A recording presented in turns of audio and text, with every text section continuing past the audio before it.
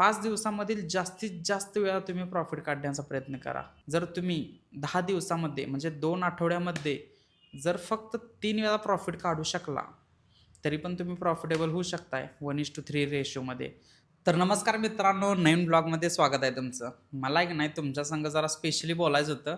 ब्लॉगच्या माध्यमातून एवढं काही बोलता येत नाही, कारण दिवसाच्या घडामोडी ज्या घडतात त्या सगळ्या त्यात दाखवतोय मी. पण एक सेपरेट गोष्ट एक तुम्हाला सांगायची होती, जी तुम्हाला नवीन वर्ष चालवायच्या अगोदर सांगायची होती. आणि ते ऐकून जर तुमच्या माइंडसेटमध्ये किंवा तुमच्या विचारांमध्ये आणि तुमच्या कामामध्ये जर काही फरक पडला, तर माझ्या व्हिडिओचं पूर्णपणे सार्थक होईल. भले 10 लोकं बघू देत, 20 लोकं बघू देत, मला फरक पडत नाही. फक्त जेवढे पण बघतात मला त्यांच्यापर्यंत हा मेसेज पोहोचवायचा होता.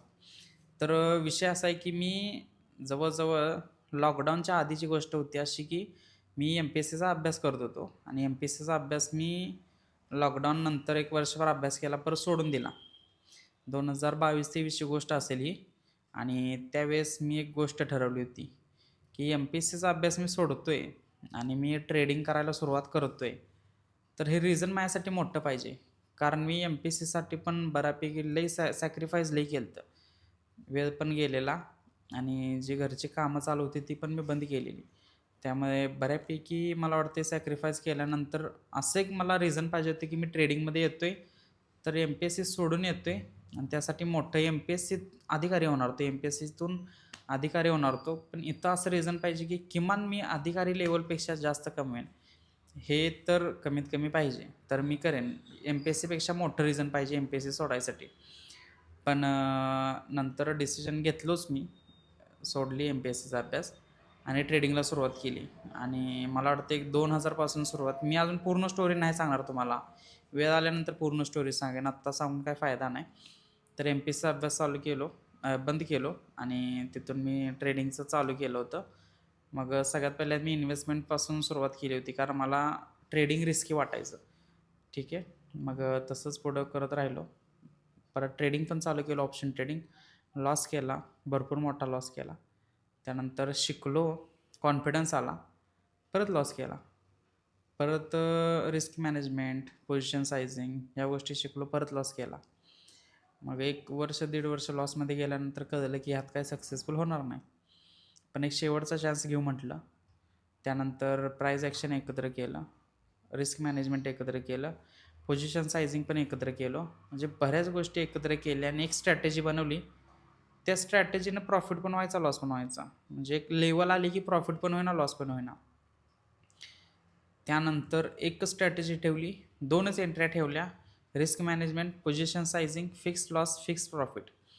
अशा स्ट्रॅटेजीवरती काम केलं. 90% पेक्षा जास्त फंड इन्व्हेस्ट केला. त्यातनं जो प्रॉफिट येतोय तो इकडे इन्व्हेस्ट केला ट्रेडिंगमध्ये. त्यातून ओव्हरऑल माझा प्रॉफिटच व्हायला लागला. तेव्हा कुठं मी स्टेबल झालो या बिझनेसमध्ये. ठीक आहे. आणि असं पण नाही की खूप करोडोनं प्रॉफिट काढला आहे. स्टेबल आहे. इथून पुढची स्टेप मला अशी टाकायची की इथून पुढं माझे मला वाटते की जो मी महिन्याला कमवायचा विचार करतोय तो दिवसाला निघाला पाहिजे. तर या स्टेपला मला जायचं आहे आणि त्या स्टेपला मी यावर्षी जाण्याचा प्रयत्न करणार आहे. त्यासाठी मी एक सिस्टीम ठेवली आहे आणि ती तुम्हाला सांगणार आहे. ती गरजेची आहे, तुम्ही ऐका. तुम्ही काय करताय मित्रांनो, तुम्ही ठरवताय की यावर्षी, या पुढच्या वर्षी आता प्रत्येकजण संकल्प करतोयच की यावर्षी मी प्रॉफिट काढणार आहे. यावर्षी ह्यो शब्द वापरते. तर हिथंच चूक होते मित्रांनो. सगळ्यात मोठी चूक हीच आहे की ट्रेडिंग जर करत असाल तर तुम्ही वर्षाचं टार्गेट कधीच घेऊ नका. तुम्ही महिन्याचं टार्गेट घ्या. त्याच्यापेक्षा भारी आठवड्याचं टार्गेट घ्या. मी या आठवड्यामध्ये प्रॉफिट करणार आहे. त्यासाठी मी प्लॅन बनवा आणि त्यावरती स्टिक राहून 1 आठवडा म्हणजे 7 दिवस तर ट्रेडिंग नसते, 5 दिवस ट्रेडिंग असते. बरोबर? 5 दिवसामधील जास्तीत जास्त वेळा तुम्ही प्रॉफिट काढण्याचा प्रयत्न करा. ठीक आहे. जर तुम्ही 10 दिवसामध्ये म्हणजे 2 आठवड्यामध्ये जर फक्त 3 वेळा प्रॉफिट काढू शकला, तरी पण तुम्ही प्रॉफिटेबल होऊ शकताय 1:3 रेशोमध्ये. जर तुम्हाला हे शिकायचं असेल तर मला कमेंट करून सांगा. मी यावरती अजून एक्सप्लेनेशन देतो तुम्हाला. पण 2 आठवड्यामध्ये तुम्ही फक्त 3 वेळा जर प्रॉफिट काढत असाल, तर 100% तुम्ही प्रॉफिटेबल होऊ शकताय. तर असंच गणित ठेवा मित्रांनो, की तुम्ही जेव्हा पण ट्रेडिंग करताय तेव्हा 1:3, 4, 5 असं रिस्क रिवॉर्ड ठेवा. जेणेकरून तुमचा प्रॉफिट होण्याची शक्यता वाढणार आहे.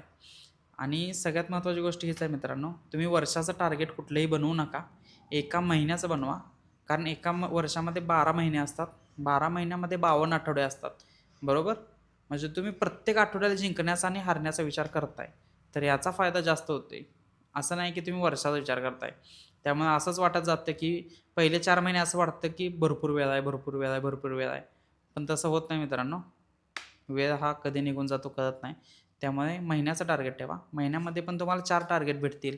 एखादा मिस होईल, दुसरा प्रॉफिट, तिसरा लॉस, असं प्रॉफिट लॉस होत करत तुम्ही काहीतरी नवीन शिकणार आहे. वर्षाचं टार्गेट ठेवू नका. महिन्याचं, आठवड्याचं प्लॅनिंग करा. 1:3 रिस्क रिवॉर्ड ठेवा आणि तुमच्या स्ट्रॅटेजीवरती स्टिक राहा. ठीक आहे गाईज, मला एवढंच सांगायचं होतं. तर आपण भेटूया उद्या नवीन ब्लॉगमध्ये. तोपर्यंत जय हिंद, जय गौडे मांका.